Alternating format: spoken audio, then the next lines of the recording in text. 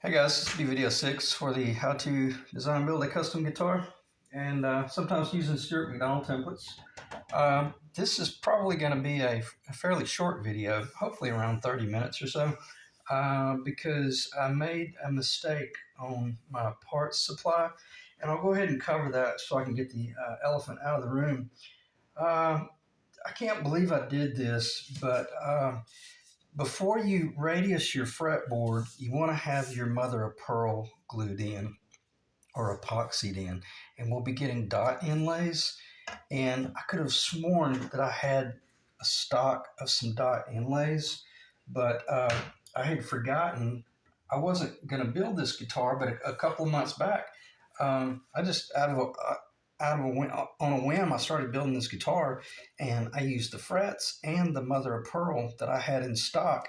And then when I got the job to finish this guitar, in the back of my mind, I'm thinking, well, yeah, this would be a breeze because I've got all this stuff in stock, and I didn't.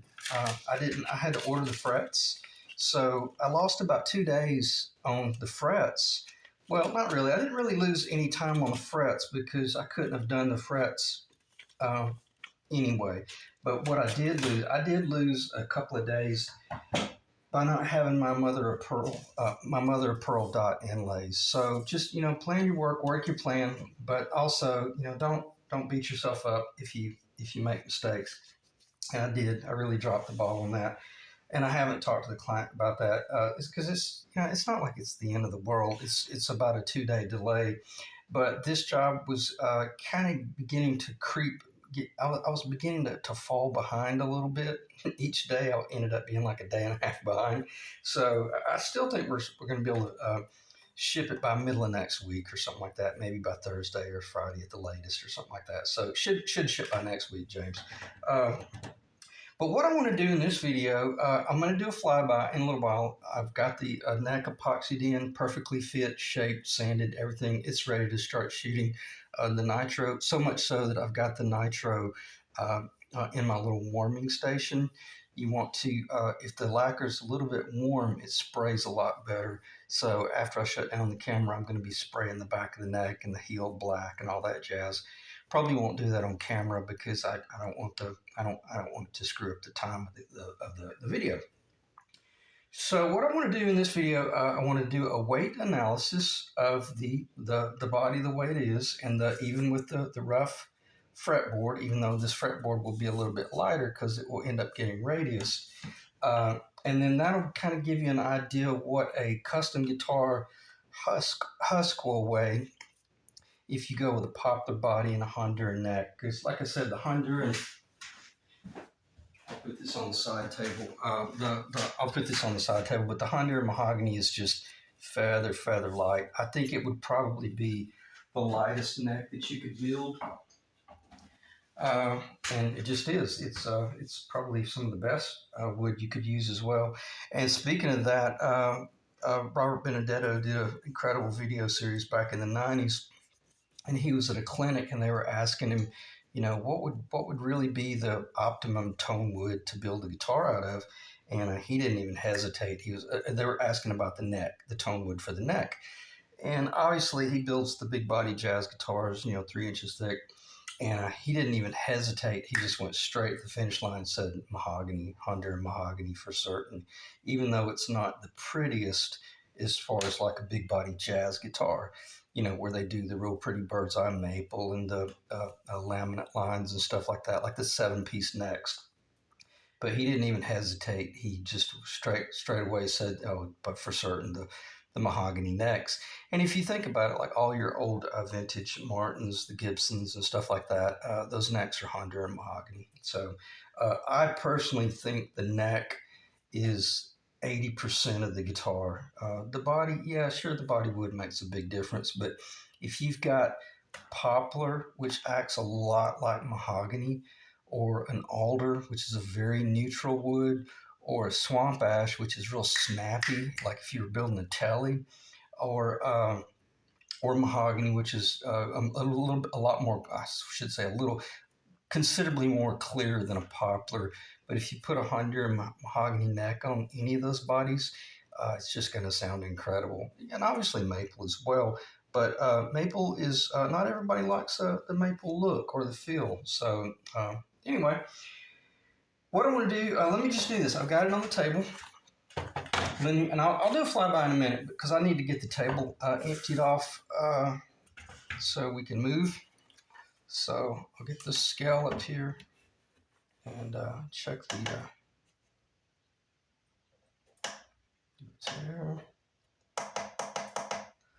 I'll do it in pounds and grams. I'll try to keep it in the camera if I can. But if it doesn't show up, okay, no tricks, just just the body and the rough neck. Obviously, nothing really finished. It's basically 5.98 pounds or something like that. It's under 6 pounds. Oh, got the other guitar on. I always struggle with this because the headstocks, the way they tilt back, they always hang on the edge of the table.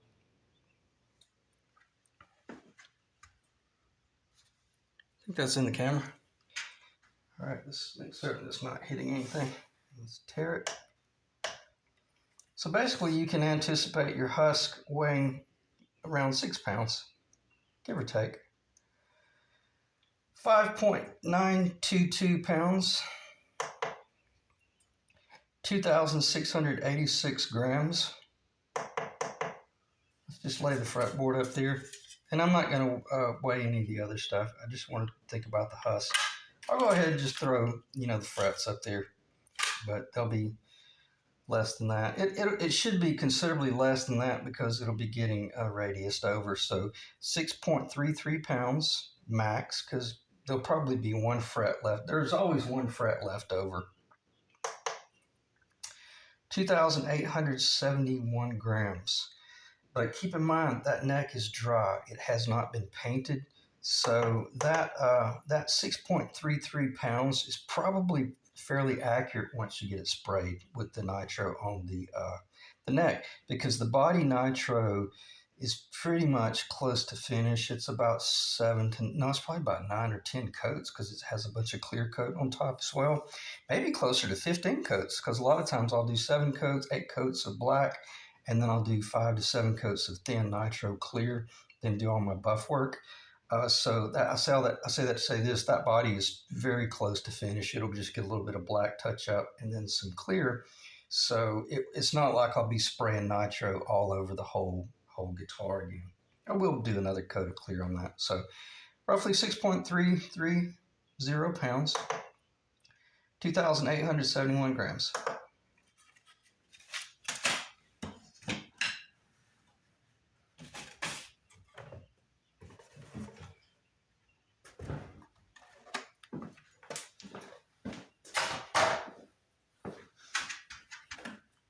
Okay, I'll do a bit of a flyby, but we've seen the headstock, no changes to that. I'm going to stop right here. Unfortunately, the light's pointing from the right, but I'll flip it upside down in a minute. So you can see all of the woodwork and the blocking, and that's just what you can expect. It'll be a patch quilt, but once it sprays, it'll be beautiful. It's really cool because you see that little bit of mahogany, which was critical that you put that mahogany block in there, if anything, just to get that one little bit of support for the lacquer to build up. And then over here, you can see where it's just a little bit of epoxy. So that's what I meant by if you had have glued that with a tight bond. See, that's about 64th of an inch thick, if not a little bit thicker. That would have ended up becoming a bit of a rubber gasket right there, and it would have shown. But by using the epoxy, it makes for a beautiful, beautiful fit. I'm very happy with that. It looks really awesome, and I've got a kind of a historical profile on there. And the cool thing, I'm not kidding you when I say there's just very little sand work going on right there. That's pretty much was all done with the router bit, and then just eased over the edge. And try to resist the temptation to start doing too much rounding. You want that flat, because that flat kind of complements what's going on. Let's see if that's in the camera. That should be in the camera. I'll try to just prop it that way so it won't be so jumpy. You want that flat right there, because it just introduces you into the curvature of the body. And to me, that's what makes these guitars so beautiful and unique in their own right. It's just like a Tele or a Strat or a Les Paul. They all have their unique, defined lines, where the neck joins the body, and that's what defines, the Flying V and the Explorer basically look identical in that respect. And keep in mind the historical Flying V. I'm gonna just talk about this for about 10 seconds, I promise. But the Flying V actually, and the Explorer back in the 50s, the body actually came out and it was a shelf all the way out to about that point right there.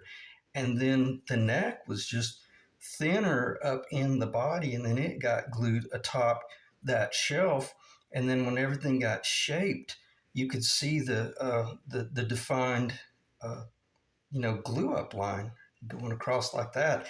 And from a judgmental standpoint, that's not really a very high quality woodworking, but it's just something. It lets you know how much they were experimenting with that whole design, and just is what it is. So it's been a little bit more than 10 seconds, but you get the gist. Now, and that's what's going to really improve the value of the guitar, if and that someone ever takes it apart for an inspection to see the quality of the work. They'll immediately see the quarter sawn Honduran mahogany. And Honduran mahogany just has kind of an orange brown color. It's more orange, and sometimes it's a little bit red, but for the most part it's fairly light, but it does darken over time. But as soon as you cut it, when it's really fresh, it's not very attractive, and it'll kind of spook you, because you think you're going to end up with a really unbelievably unattractive neck. But everything about this neck, that's exactly what this neck right here looked like, as I started getting the clear coat. But then you'll see the chatoyancy, where it'll go from like a supermodel blonde to like a strawberry red, and then it's just really, really a beautiful wood. And that has no tint work at all. That's just natural lacquer. That's just natural clear coat. Okay, so it'll warm up over time. Okay. So nothing else to really talk about there. I think I covered the hill enough that, and if I didn't, I'll just do this and stop talking. Very happy with it. Okay, so now what I want to talk about. Let me pause and just kind of get the table organized, because again, like I said, I don't think there's a lot to talk about in this video, but I will spend a little bit of time talking about the fretboard and stain colors and radius work, and how to I will. I'll show you how I do the radius work on that. It's very simple. I'll spend a little bit of time talking about gluing in the neck, and this would apply whether you're doing the tight bond or the epoxy. And this is obviously the epoxy. As I had covered in the last video, why I like working with the epoxy is because you don't run the risk of any little soft pockets going. But the way you'd start is you would this is a little that's like a faux leather. I build custom cases as well, so that's just a piece of plywood with some little material on it. You just want to put that basically in that area right there, so that you've got somewhere to put a little bit of pressure. None of this is crushing pressure either. Everything about this is real ginger. You would have I usually just do like a couple of 2x4s, or either like two 2-foot levels running this way. I say usually, I always do that. I always have 2 levels, one sitting here and one sitting there. And then that creates a channel down the middle of the body, so that when I do my strap, I'll go ahead and show it in a minute, but let me do this first. What you want to do is, once you get your epoxy in there, you're only coating the wood. Don't load it full of excess epoxy unless you know that you've got a void somewhere. Put a little bit of extra right there. But trust me, once you start clamping this, you're going to have epoxy just oozing out, even if you just skimmed it on real thin. It's amazing. It takes very, very little epoxy. But I put the epoxy on the tenon and down in the pocket. And then basically, you might be looking at that thinking, oh, wow, you use a C-clamp? Isn't that too much? No, I love the C-clamp because you can use it like a micrometer. You know, you can just do real gentle pressure. And then if you saw that something weird was going on, let's say maybe, well, I do know this. Make certain that if you do clamp this, or when you clamp it, don't clamp too far up here because it'll start tipping down and it'll force all the epoxy to go that way, and then it could create a puddle down there that forces the neck to come up, and then that epoxy probably will not be able to escape. So always be clamping pretty much about 2/3 out of the tenon. Like if you were starting from this area, make certain that you're clamping over here so that it really beds down here. And you can do a reading by where the top of the neck, the relationship with the top of the neck lower in relation to the body. And yes, I did take a little bit of that material off because I did some assessment on my heights back here. Excuse me, and I didn't want this up too high, so I let it go down about another 32nd of an inch max. And that way, once I did my sand work, that leveled out with the fretboard right there. And the sign of a really good, sign of a very consistent build, the fact that the sanding mark stops here and the sanding mark stops there, lets you know that the surface of the body and the surface of the neck, even though it's on a 2-degree pitch, they are perfectly true.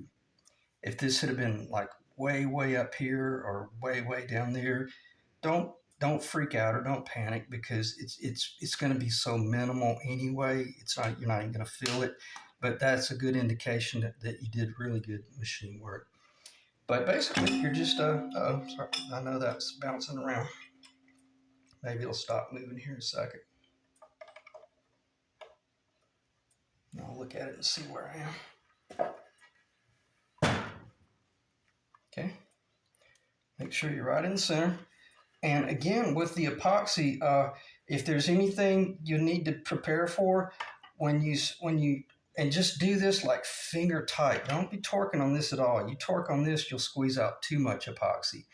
And even tight bind, don't tighten that too much, but make certain that it beds really well.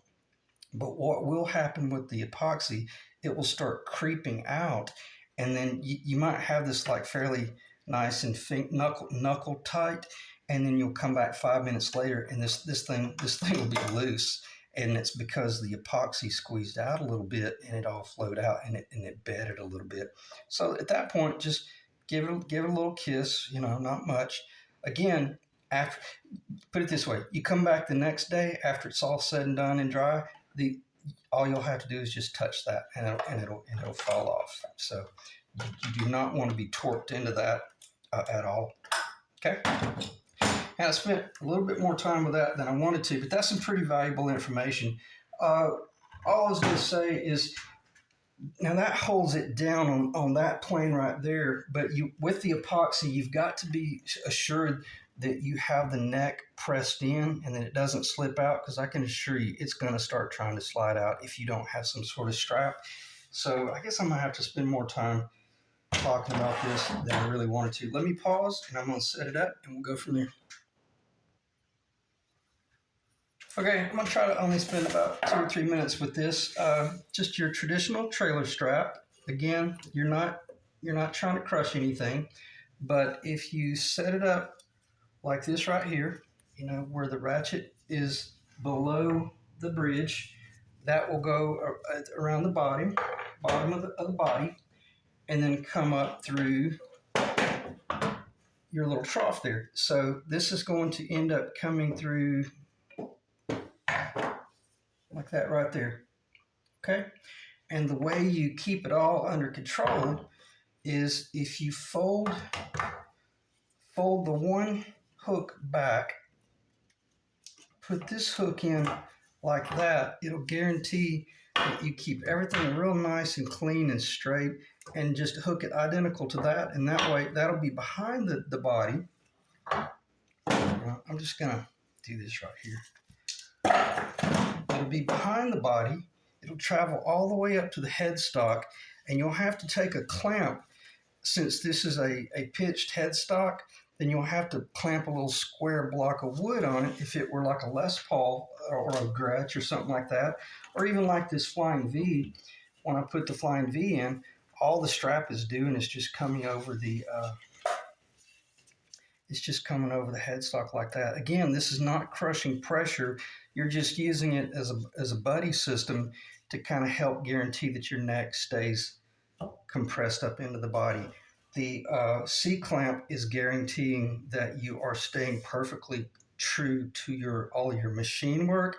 This just guarantees that it doesn't slip out from under all the machine work. Okay, that ought to be pretty self-explanatory, but after it's all said and done, you'll have the C-clamp, sticking up like this. It'll look exactly like this right here. You'll have the C-clamp sticking up like that, and this will be going beyond. This will be staying flat up until it gets to that point. Then it will just turn. It'll just turn because it's under such little tension. It'll just turn like that, and then it'll flatten back out and go into the strap. And then obviously just put a little block of wood or something up under that so you don't mar your body. And then you can take your ratchet, just go click, click, click.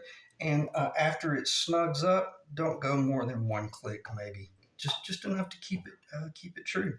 Okay. So, and again, I covered that. I didn't even want to talk about that because I was fearful that I'd end up spending way too much time. I've got numerous videos showing me doing this in real time. The last couple of Les Pauls that I've built, I think I did both of those on camera. The last couple of Flying Vs that I built, and I'm almost certain the last Explorer that I built, it was all on camera. So I'll try to keep from breaking anything. Let me pause. I'll be right back. Make sure it's rolling. Right. Okay, let's talk about router bits a little bit. I spent quite a bit of time talking about the routing of the neck in the last video, and I watched that video again, and I feel really comfortable about the information that I provided, that it was plenty of information for someone who was really comfortable working with a router to design their own jig and be really safe. But also, I didn't give enough information that might deceive someone into thinking that this is really easy, because this is the actual bit, or is extremely safe as long as you're set up properly. Yeah, anything's safe. But this is what I meant about my router base is 3/8 of an inch thick. And if this is and I'm not going to spend much time with this at all, I promise. But if this is the neck in the jig, this is what I meant by having the jig a little bit higher. It allows me to go a little bit further up. Obviously, you wouldn't be routing like that, because the whole idea about this base, let's say we've got the jig right there. Let's just turn it up and look at it from the top view. Every bit of that material above the fretboard there is you're able to keep your hand planted up here and really keep pressure, up on the jig, and just guarantee that thing doesn't tip on you. And out here, and I love this design. It's just a piece of rectangle, but I use this for not just necks, but I can use it. It is so beneficial when I'm routing a body like this. I'm able to keep my pressure planted back here, go around that really sharp little corner, and I've still got an enormous amount of base back here and hand pressure holding that router. I don't let go of it, of course, but I just guide it out here. And then when I get down here, I just let the base stay in the body. And it's especially important out there on that little bitty point right there. You're going along like this, and then you just let it do a full reverse circle and then come in and go out and stuff like that. So just but I don't think the 1/4 inch would be thick enough. It would probably be flimsy. So 3/8 of an inch acrylic uh, works great, and it's not much wider than what the base would have been anyway. So it does not restrict your ability to travel any farther than what you would have with the small one. It just gives you a much safer base. Okay, so routing 101, and then because the next thing is if you're going to be doing your own fretboard, you're going to have to. This is a 12-inch radius bit, but the funny thing is you really only use the top 3/4 of an inch, if that much, when you're doing these. And obviously this will be sticking up out of the table. Just imagine that's the table, but it'll only be sticking up. Man, maybe after the final cut, well, you'll only be sticking up enough to make it right beyond, just barely, right beyond the center of the fretboard when you're making your cut path, because since it's in the router, it's turning counterclockwise, so you will be feeding on the left side of the bit. And you might be thinking, how in the hell do you keep that stable? Well, what I do is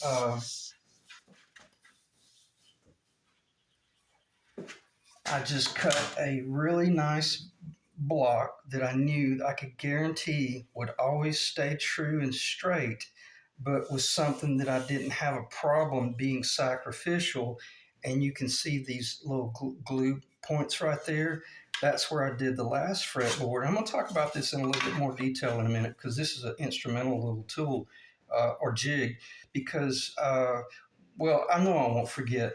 But eventually, rather than trying to pry it off, you run the risk of tearing all this apart in case I forget. I find after this is finished routing, then I put it on my table saw, and I cut it off, and then I have just a little bit of wood left on here. Then it's real easy to take a putty knife and pry that off and sand it and shape it and scrape it and all that jazz, because all that's getting glued down anyway. So with that said, you're getting ready to radius the fretboard, and if you were really on top of your game, you would have made certain that you had your mother of pearl in, and you could have epoxied that mother of pearl in 2 nights ago, if not 3, and everything would have been smooth as silk. But I don't want to. Let me put it this way: if you were doing inlay like this, for certain, go ahead and do all of this inlay and then do your route work. But don't try to route it all at once. You might tear up your mother of pearl. I've never, yes, I have. I have routed that much mother of pearl before, but you better make certain that it's very thick, especially if you're doing a real sharp radius, like a 9-inch radius or something like that, and you're doing some big mother of pearl. You got to be really careful, because if you radius off too much over here, it'll get paper thin, and you'll see right through your mother of pearl. But with the dot inlay, I would be able to go ahead and radius this, because it's a 12-inch radius, and then when the mother of pearl comes in, hopefully tomorrow, but I do have a guaranteed ship date that it will be here Saturday. So probably what I need to do is just cool the guns, talk about errors, and then just wait patiently. And then once the mother of pearl comes in, then I'll go ahead and put this on the drill press with a fence and drill all of my, little dots. It just takes, maybe 30 minutes or so. It's very simple. And then epoxy them in, let them dry overnight, and then glue this to my jig, okay, temporarily. Well, it's actually fairly permanent, even though it's just in dot. I basically glue it with the jet glue. I put a couple of dots right here, a couple of dots right there, a couple of dots right there, a couple of dots right there, and then I've got a guaranteed center assessment. That's the nut location. I know that as long as I get my fretboard truly on center, my radius work will be true. But if I screwed this up and got cocked, I'm going to exaggerate. If I got if I got off 1/8 of an inch, it's going to really screw up the radius work. So that's got to be very true, because keep in mind, whatever height you're working at, you want it to be consistent as it goes down. See, you'll be cutting more up here, but then as you get down here, you'll be cutting less. And then as you move the bit up higher, basically, you won't be routing in the middle. That's where you'll be finishing the middle with your Stewart McDonald block according to the radius that you chose to go with. So what is this block? It's a 12. It's a 12-inch radius block. It's a 12-inch radius bit. By the time it's all said and done, be careful with the 120. You'll eat a fretboard alive with paper that aggressive. I usually just start out with a real clean 220 and very quickly go to like a 300 something and then up to 400. And that sand job, okay, after I do the radius work with the bit, all that sand work is just done by hand on this top here, but don't over sand it. This should all take place in just a matter of minutes, maybe 7 or 8 passes. You might do 1 or 2 passes with the 120 just to make certain that everything's real clean. Hit it with the pencil, mark it up, change over to a 220, hit it once or twice, vacuum it off, and see if, now this is where you would realize you got some problems. If this is, if you see some pencil left, back up and punt. Once you sand that, whatever you take off here, it ought to take it off consistently. But you're not trying to finish the fretboard at this point. You're just kind of getting it cleaned up a little bit, because you're going to do your final shaping once it gets glued up onto the body of the guitar.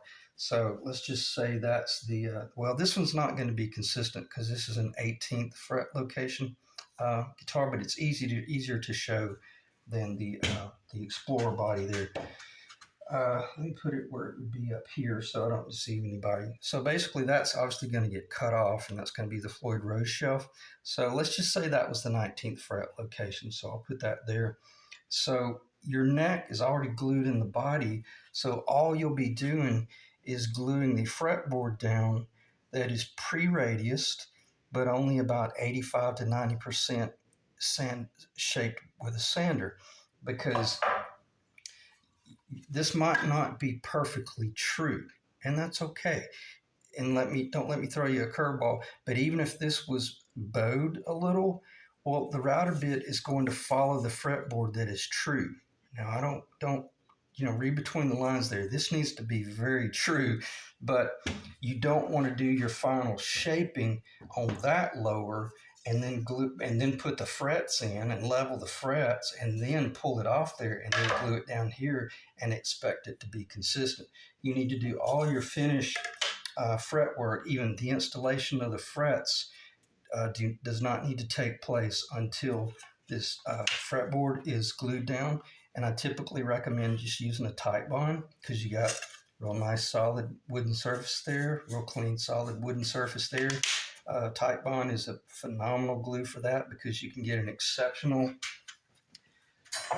clamp job. And we're going to do this stuff in real time in a day or two, but basically it's going to look something like that once it's drying.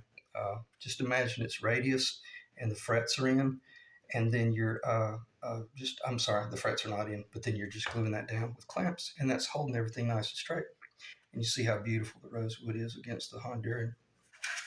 So going all over the place with this a little bit, but for the most part, you're just radiusing the fretboard on your jig to whatever pitch radius you're going with. Then you glue it to the fretboard. The lower, and this is where you're going to start truing it up. Now, anytime I build a guitar, right now this fretboard, this lower should be neutral, and it is. Okay, so I'm saying it's neutral. If that had to be in tension for it to be level, Well, you did a poor job building your neck. So with this neck finished, I know that I can lay my straight edge on here that I kept. I got way too many things on the stand back here. But after I built this neck, I made certain that it was perfectly true. Where I'm going with this is once I glue my fretboard down to this surface, it's not under tension.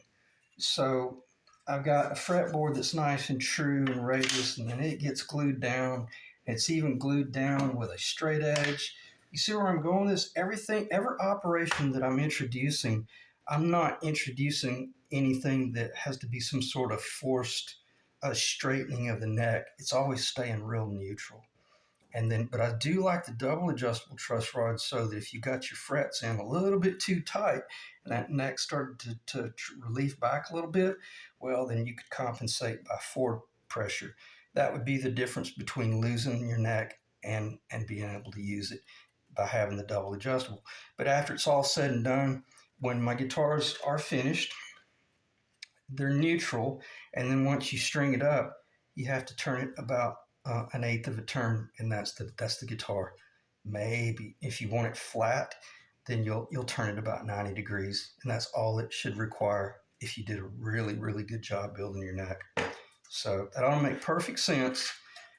It was off the cuff, but I've built so many of these that it's easy for me to explain, the order of operations as well as what it is that I'm thinking as I'm building a neck. And I didn't get that right the first time. I probably built 15 or 20 necks before I ever figured out exactly, the order of operations to make it real simple. Because there were times where, and I actually did it about a year or two ago. I built a fretboard, and I actually went ahead and installed the frets, and it was on a jig. I have another jig where I make my own frets, sometimes by hand. And I installed the frets and trued it up.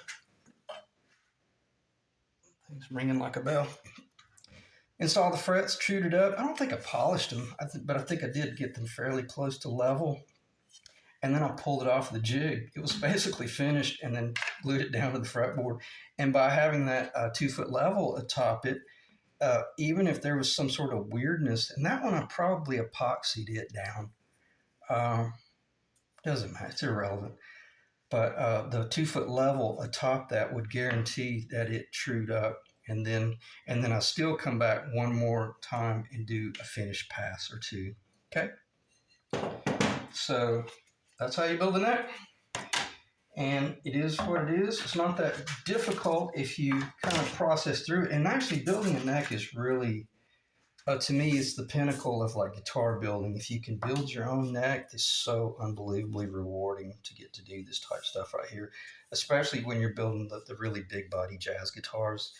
And this is like a 7-piece neck or a 5-piece neck where there's a center wood, maybe like a Coca-Cola or something like that, or exotic, and then two real thin strips of maple that create a defining line, and then the bird's eye maple on either side. That's a beautiful neck, and very, very attractive, and they're very expensive too. They usually bring really good money. So, but it's really cool when you look down at that heel, and the thing is like 3 inches, and you see that beautiful woodwork going down.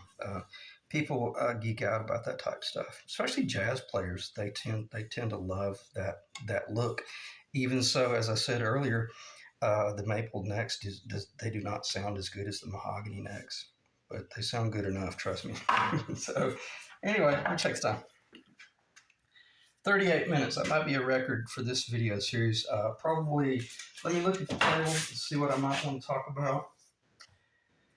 I don't think so. Other than I'll talk about the fretboard, just this fretboard a little bit, just because it's on the table and we've been talking about fretboards. I got this last week, and I ordered it because I know that Paulo Ferro, or a guy from Brazil, chimed in once, and he told me it's pronounced Pafijo, I believe is how it's pronounced. But he made a statement that and some people know this as Bolivian rosewood. Let's talk about this a little bit. This is some interesting conversation because I've got some right here, and this is funny. Now this is my own personal guitar. I would not do this for a client, but I actually had a short piece that I filleted and opened up, and I'm making my own fretboard. But that's what the Paffiho that I've or Bolivian rosewood that I've always used looks like. It's more like a coffee brown, but I'm not so certain because you can see how this is kind of turning coffee brown right in this area right here. Uh, this is like 18 years old, 15 to 18 years old, and I've noticed that this piece of wood, since I pulled it out of the box, it's getting darker and darker and darker. And when I used to be in architectural millwork, I always had to tell my clients if we were doing like stain grade interiors, I always explained to them. I said, "Look, don't freak out when you see this wood come to your house, and it looks like that right there. It's real loud and aggressive. Everything about the color, because over time, especially any type of wood in like the cherry family, Brazilian cherry, American cherry." As the sun gets on it, it gets warmer and warmer and warmer. Same with the Bolivian rosewood or the Paffijo, or in the States we call it Pafaro. So say that to say this. This is actually turning into a really beautiful fretboard, and I'll be keeping it to put on my own personal guitar. And I'll spill the beans a little bit and tell you what that next guitar is going to be. I just won a Eddie Van Halen Wolfgang body off of eBay, and it's really cool. It's loud as hell. It's like a cobalt purple blue. It's really crazy. But I just on a whim, I bought the thing, and it's going to be here any day now. But it does not have a neck on it. So it'll be a perfect candidate for me to install my Germany Floyd Rose.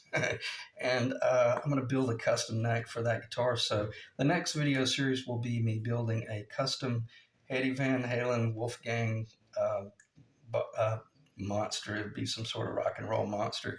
But I'm not going to do the Wolfgang headstock. I don't like that headstock. I probably will do this headstock right here, the Explorer headstock, because that's what Eddie really made so famous for all of us back in the mid '80s. So I think that would be a really interesting looking guitar. The Wolfgang body is not very attractive, but even Eddie himself said, it's not very. It's not. He said exactly that. He said it's kind of goofy and big and bulky, but it's so unbelievably balanced. But they never did one with like a banana headstock on it. So that'll be interesting. I'm going to mock it up with that, and that'll be probably the next series that I do. And I'll use this fretboard. And the reason I showed this fretboard earlier is I did some just like Danish oil stain. That's a dark walnut Danish oil stain to see what happens if you start staining it, because it gets really pretty. And so we'll be working with that fretboard right there. Long story short is don't freak out if you open up a box where you ordered some wood and it doesn't look like what you thought it was supposed to look like, because this guitar right here, I don't know if I've ever shown this on. I know I haven't shown this on camera since I've gotten this much done, but I did show this in a build series. This is figured Honduran mahogany, and originally I had designed this to receive that 80s Floyd Rose, but I changed my mind and I glued all that blocking back in. And the reason I was going that route is because this thing is so damn heavy. It was going to be close to 10 pounds, so I was trying to lighten it up. But long story short, I did get it lightened up enough that I changed it back to just like a black standard. This is not a custom, and you can see how thin the lacquer work is. But where I'm going with this, that piece of Pau Ferro, the Bolivian rosewood that I showed a little while ago where I'm making my own neck, that's from this wood. That is this exact wood right here where I stained it with the dark walnut Danish oil. And to me, I love that fretboard. It looks more like a vintage 50s type. You turn it one way and it gets black, and then you put it right in the light, and all of a sudden you see the screaming red rust brown, just kind of yell at you. But this is my personal guitar. I don't think I'd ever sell this one, but this thing's going to sound unbelievable. And this is a two-piece Honduran mahogany neck. Usually when I have material left over that I can't really use for a client, I'll build my own guitar out of it or something like that. And that's a ebony ebony cap on the bottom there.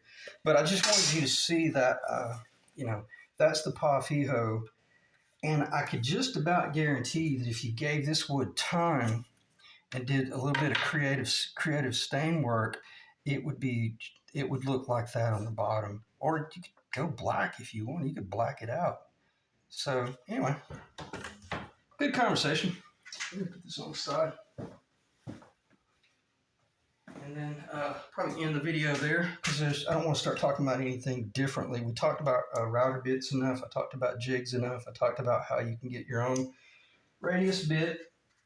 And so I hope I clarified that you've got that glued to that. Well, I don't know if I did clarify that. I probably sidetracked.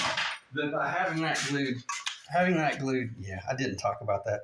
By having that glued on that, it gives you some substantial material to put on the actual router table and make certain that you're safe and in control. And I apologize that I didn't cover that. I'm bad about introducing something and then I'll get sidetracked and go off 5 different rabbit trails discussing different things. But that's just part of doing videos when you're not working by a set list. Okay, so check the time. 46 minutes. Still not too bad. That's not too much time. What will happen next? Is I'm going to be painting that neck black and the headstock. And because of my screw up, it's really, in the big scheme, it's not really slowing me down all that much. Because I worked on the wiring harness a little bit last night, did some solder work. But usually when I start doing that stuff, I like to just do it all at once, just put the potentiometers in there and just do everything hand wired in place. But, didn't really lose much time because I knew that I wanted to talk about some of the fretboard and the neck construction and how I didn't clarify, you can just start with a block of wood and make your own fretboard. But I can assure you, if you've never done it, you are never going to be able to pull off your first 5 fretboards as good as what you could if you just ordered it from like Stuart McDonald. Now, I get this from a custom guitar builder up in Maine. He does beautiful work. It's all cut with a CNC machine. I used to do every bit of this stuff by hand, and it would take me like 3 days to build a fretboard, and it made no sense at all.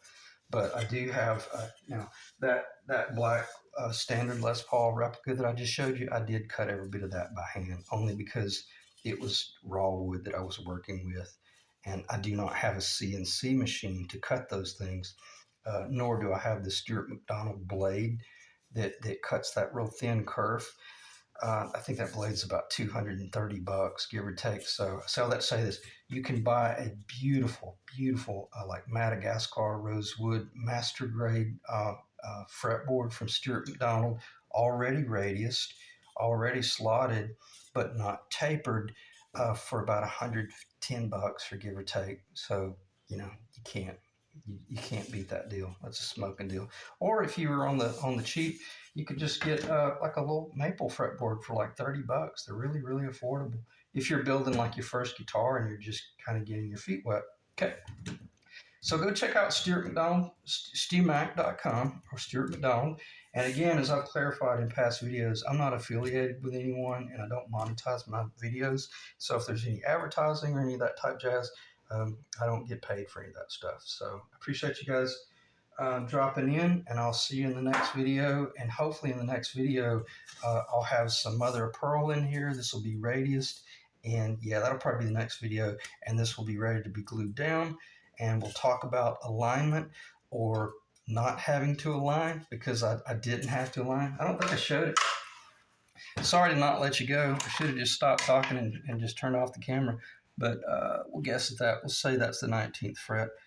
Basically, it's going to look something like that. This block and that block's going to get cut off because this is a 24 fret fretboard. I like ordering it long because it gives me somewhere to start routing. And in case I did something stupid and it caught and jumped and it tore it up, well, it wouldn't be tearing up the finished fretboard. It would be tearing up the sacrificial part that's going to get cut off anyway. Okay. So anyway, as far as alignment goes, all I got to do is put this up against that edge right there and put that up against that edge down there. And what it will reveal is on the other side, it'll be perfectly in place and ready to be a guitar. And it'll come together very, very quickly. And then once we get the Danish oil on there, it'll darken up. We'll get more of the chocolate color going. So, really cool guitar. And as I mentioned to James Lawago, shot him a couple of build pictures because all of this machine work that I was doing, I can't do a video. It would end up being a 4-hour long video and it would slow me down. But I took a lot of build pictures and sent to him to let him see kind of the real rough progress. But it was really cool, and I let him know it really feels incredible. So it feels just like that one right there. So it's very consistent. Okay, so I appreciate you guys dropping in, and I'll see you in the next video.